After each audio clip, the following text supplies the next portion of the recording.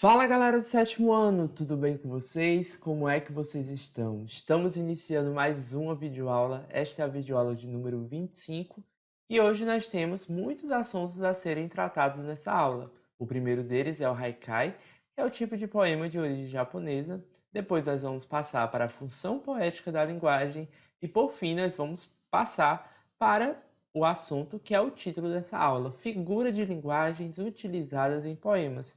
A gente vai perceber que, para causar expressividade dentro de um texto, e sobretudo quando esse texto é construído em formas de poemas, os autores eles vão utilizar de alguns recursos linguísticos a que nós atribuímos o nome de figuras de linguagem. Então a gente vai saber o que é isso e também muitas outras coisas. Então vamos lá aprender um pouco mais. Então pegue seu caderno, anote tudo aquilo que você entendeu e anote tudo aquilo que você não entendeu e vamos aprender um pouco mais de língua portuguesa. Vamos lá? Então, gente, como eu falei para vocês, hoje a gente vai tocar nesse poeminha de origem japonesa que surgiu lá no século XVI. Então, galera, como eu disse nas outras aulas, a tradição de criação de poemas é bem antiga, certo? Só como nós somos, e como nós somos ocidentais, a gente acaba atrelado muitas vezes às produções poéticas, as produções poéticas não, desculpa, as produções de poemas do Ocidente e acaba esquecendo que no Oriente eles também têm as suas produções poéticas, né? E a gente muitas vezes atribui o oriental apenas ao japonês, ao chinês, mas, gente, o oriental tem ali a galera da Índia, a galera da Rússia, né? Também tem aqueles países ali que ficam próximos à Mongólia, né? O Cazaquistão, esses países que têm cultura muçulmana e também a parte da Oceania. Então, gente, tudo isso eles têm produções poéticas que são seculares e quem dirá milenares, né? Então, hoje nós vamos falar do haikai. Os haikai são poemas de origem japonesa. E eles são muito singulares porque eles têm uma característica muito comum. Eles são construídos com apenas 3 versos. E comumente esses versos eles começam com 7 sílabas poéticas, ou, desculpa, começam com 5 sílabas poéticas, aí depois vem um verso com 7 sílabas poéticas e o terceiro verso é com mais 5 sílabas poéticas, né? Então, tradicionalmente, o haikai ele vai ter como temática a relação entre o homem e a natureza e apresentam uma composição própria, que os distingue de outras formas poéticas, são compostos de apenas 3 versos. É isso que eu falei para vocês, né? Então, galera, uma coisa que a gente precisa entender que dentro dessa temática, a natureza ela vai ser muito invocada. Como é que a natureza ela traz para o ser humano paz, como é que a natureza ela vai envolver o ser humano, né, dentro dos seus ambientes. Então a natureza aqui no haikai é muito exaltada, então é muito comum a gente encontrar haikai que fale sobre a lua, que fale sobre as florestas, sobre as águas, e como para os orientais a natureza é parte integrante da sociedade deles, porque aqui no Ocidente não é muito parte integrante não, né? A gente vê que a natureza está ali, mas a gente, ó, nem liga para ela, né? Então, gente, o que que acontece? O haikai, por ele apresentar esses 3 versos, ele é muito bem identificado, beleza?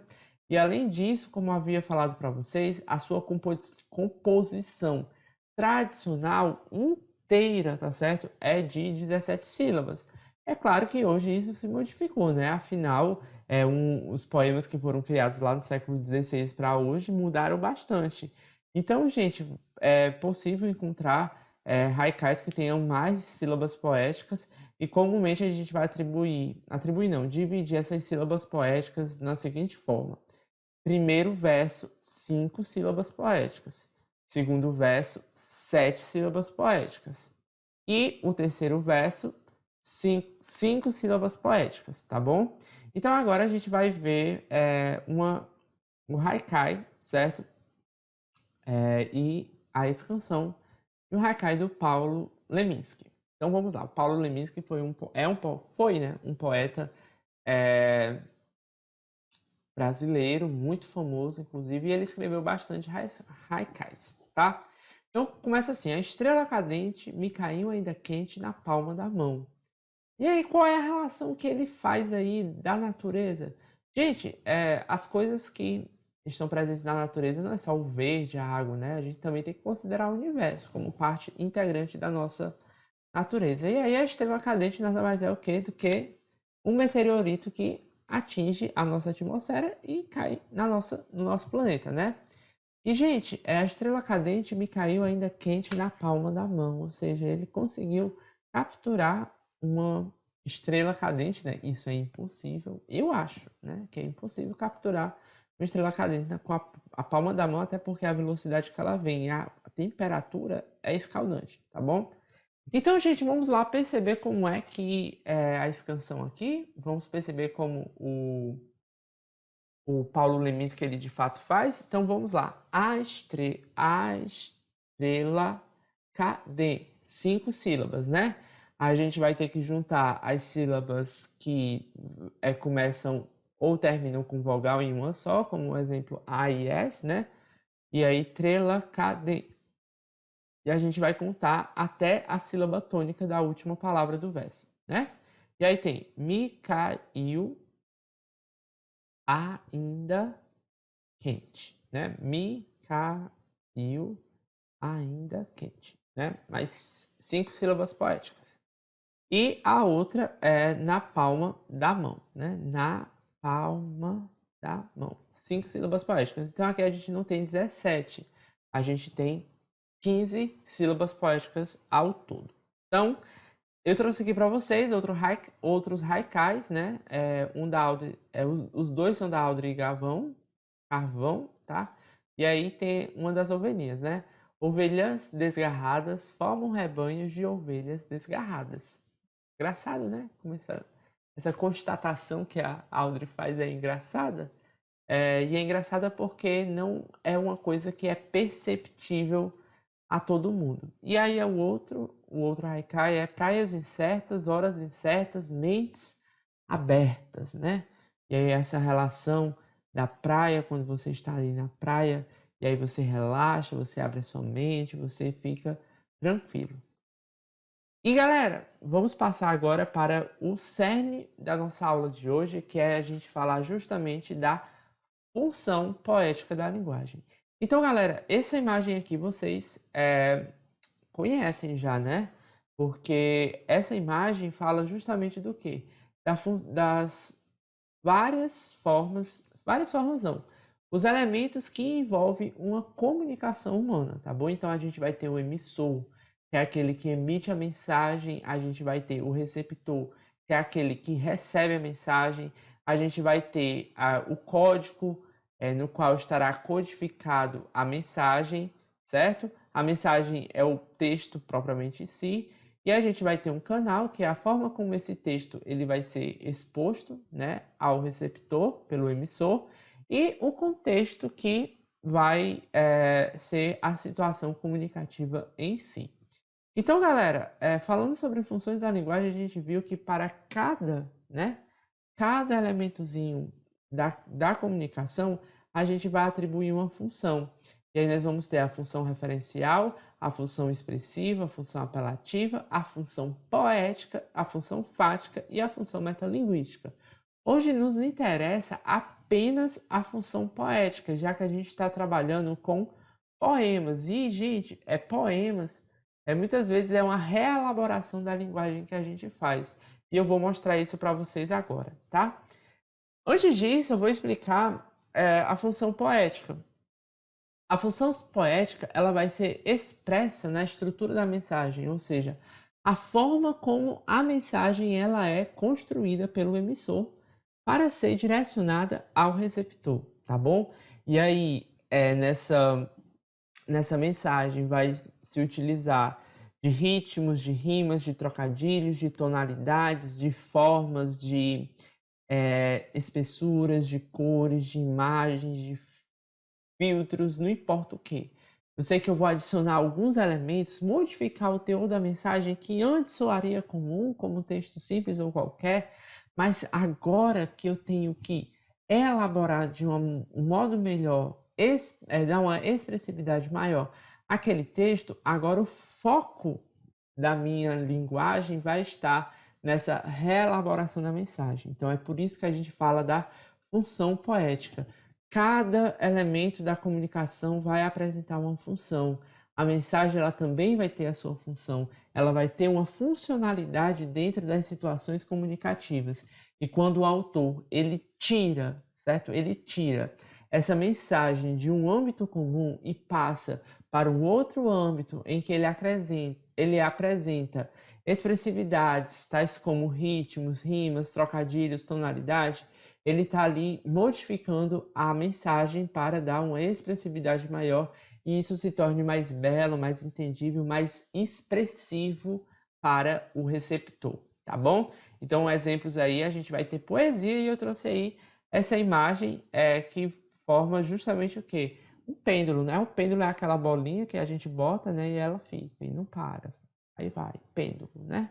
E aí, como é que esse autor desse poema aqui, é um poema, tá, gente? É um poema concreto, a gente vai estudar isso depois. É pêndulo, né? Ele começa pêndulo, né? Justamente para mostrar a evolução do pêndulo, beleza? E aí, galera, vocês percebam que ele poderia apenas ter colocado a palavra pêndulo, que seria simples, né? Colocar o pêndulo. Eu estou falando do pêndulo, mas não. Ele desenhou com as letras que formam a palavra pêndulo um pêndulo, tá bom? Então, gente, a função poética tem como principal característica a emissão de uma mensagem elaborada de maneira inovadora, encontrada predominantemente na linguagem literária, sobretudo na poesia. Então, gente, na linguagem literária, a gente vai estar ao encontro de muitos textos cuja função poética é predominante. Ou seja, a mensagem ela foi reelaborada para ela ser expressa de um modo melhor, tá bom? E tudo isso foi feito pelo autor que tem em vista o receptor. Então, o centro de interesse da comunicação na função poética é o próprio texto, e por isso, alguns recursos são utilizados para chamar a atenção do destinatário para a mensagem. Isso significa dizer, gente, que agora na comunicação o que interessa mais de todos os elementos é a mensagem, que agora é a mensagem propriamente dita que vai chamar a atenção de quem produz e a atenção de quem recebe, né, essa mensagem. E forma e conteúdo ganham um novo arranjo para provocar no leitor o prazer estético. E foque agora nessa palavra, prazer, nessas duas palavras, prazer estético. E o que é esse prazer estético?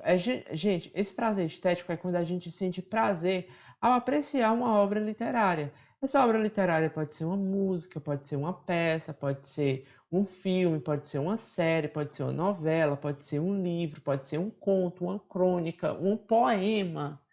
E a partir do momento em que eu reelaboro a minha mensagem com este propósito de dar ao leitor um prazer estético, eu estou trabalhando com a função poética da linguagem, tá bom?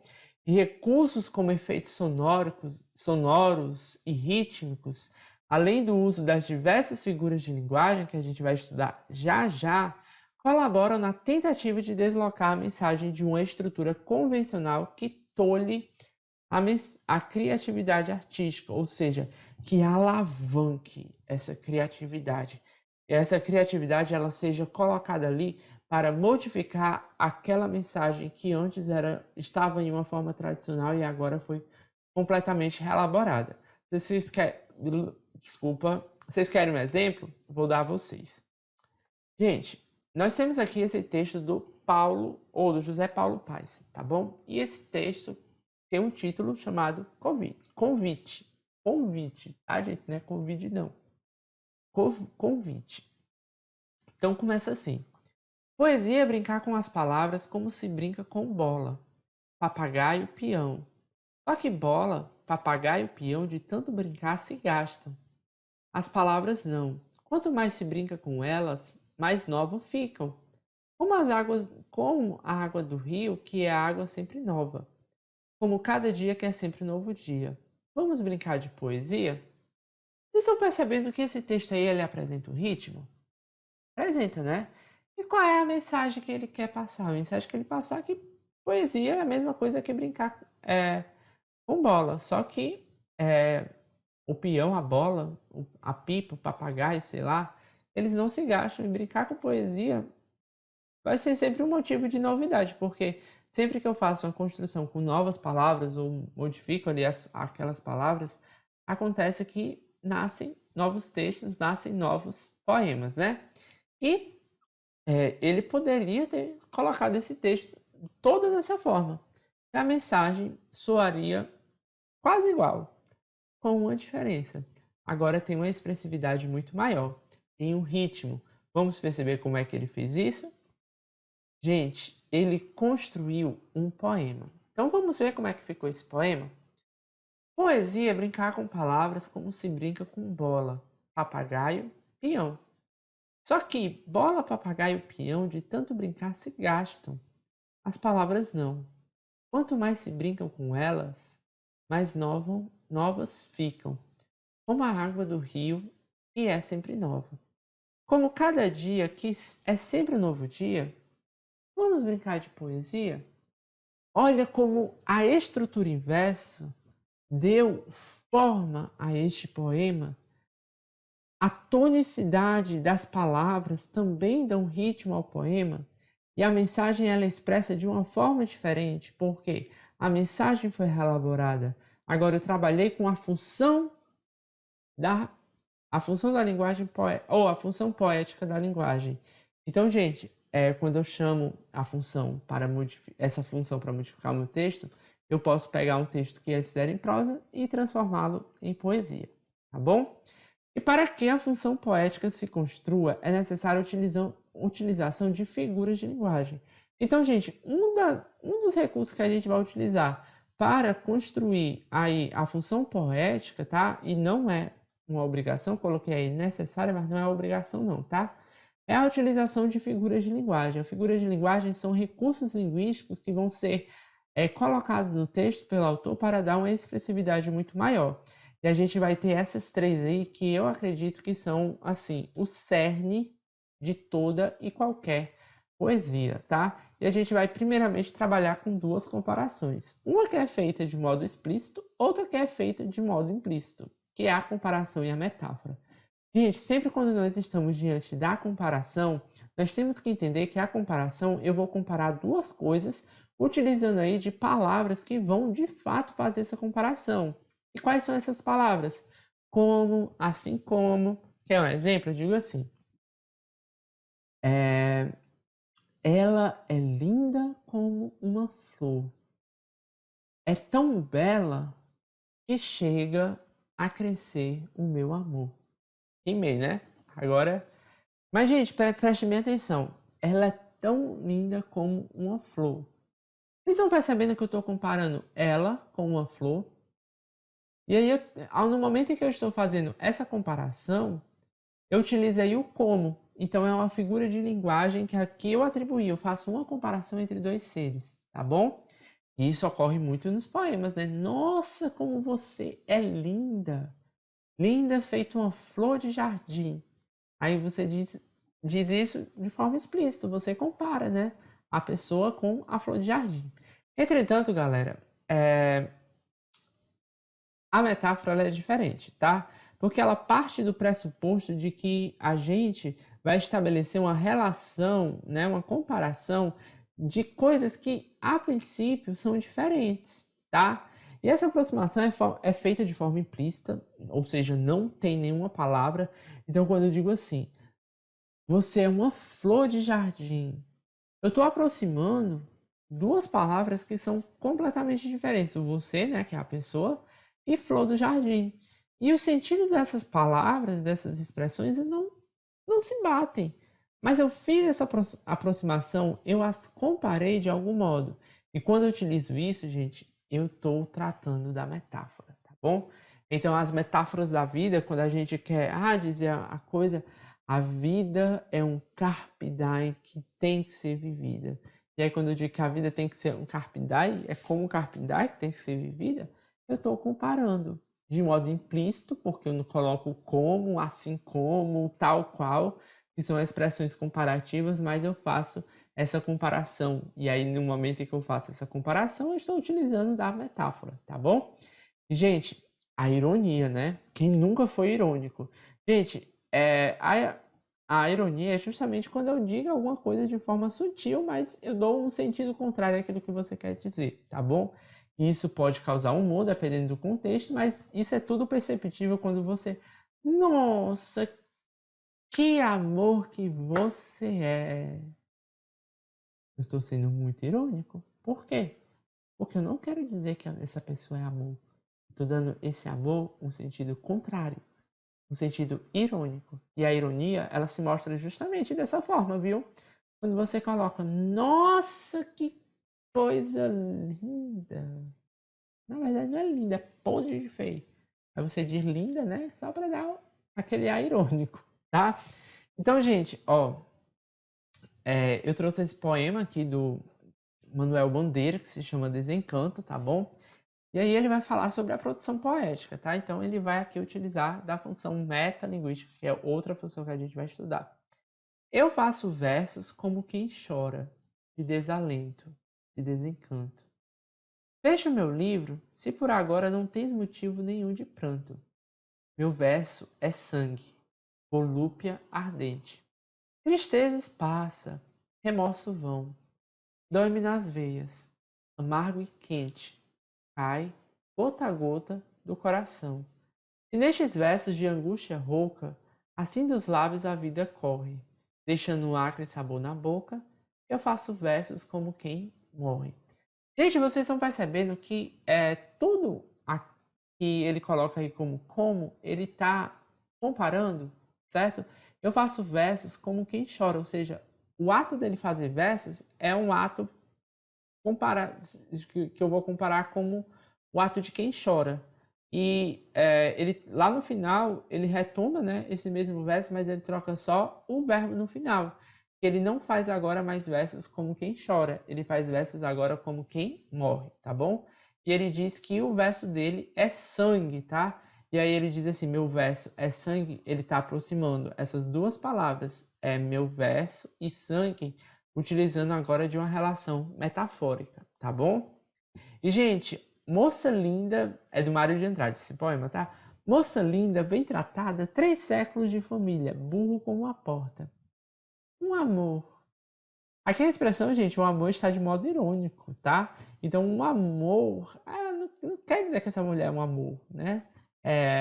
Quer dizer outra coisa, tá? E, gente, o ponto de exclamação indica aí a ironia. Lembra que o ponto de exclamação é um dos sinais de pontuação que dá maior expressividade ao modo como a frase vai ser dita? Então, aqui, um amor.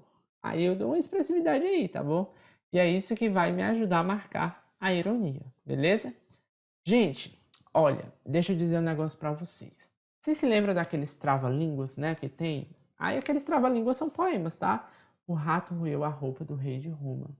O rato roeu a roupa do rei de Roma. Casa de ferreiro, não é casa de ferreiro, não. É o pau com quem fere, fere com ferro, não. O ferro com quem fere é com ferro será ferido. É alguma coisa assim. Mas vocês estão percebendo que o rato roeu a roupa do rei de Roma. Qual é a consoante que soa mais dentro desse texto? Que vai dar essa expressividade? É o R, né? O rato roeu a roupa do rei. Né? O rato roeu a roupa. Aí é tudo no R, tá, gente? E galera, isso aí também é uma figura de linguagem, tá bom? Galera, quando a gente está diante de figuras de linguagens que vão dar proximidade, não, vão dar som ao poema, a gente está falando de duas. A literação, que é a repetição constante de consoantes dentro do poema, como no caso dos travas-línguas, né? O rato roeu a roupa do rei de Roma. Então tem um R aí, ó, repetindo a todo tempo, e isso dá um ritmo ao poema, tá? Tal qual esse outro poeminha que tem aqui, né? O pato pateta pintou o caneco, né? Meu Deus. E aí o P aí, ó, pato, pateta, além do P ainda tem o T, né? O pato, pateta pintou o caneco, né? O pá e o T. Aí a gente percebe que é uma repetição do mesmo som, né? O som do P e o som do T. dentro do poema. E também, gente, eu vou ter a assonância, que é a repetição dos sons da vogais. Então, olha aqui, ó. Salvo o que o vago é incógnito desejo de ser eu mesmo, de meu ser me deu, né? E aí a gente percebe que no primeiro verso a vogal O é a que mais se repete e no segundo é a vogal E, beleza? Gente, espero que vocês tenham gostado da aula. As atividades estão lá na página 12, questões 7 a 9, página 14, questões 11 a 13. Um beijo enorme, se cuidem e até a próxima aula. Tchau, tchau!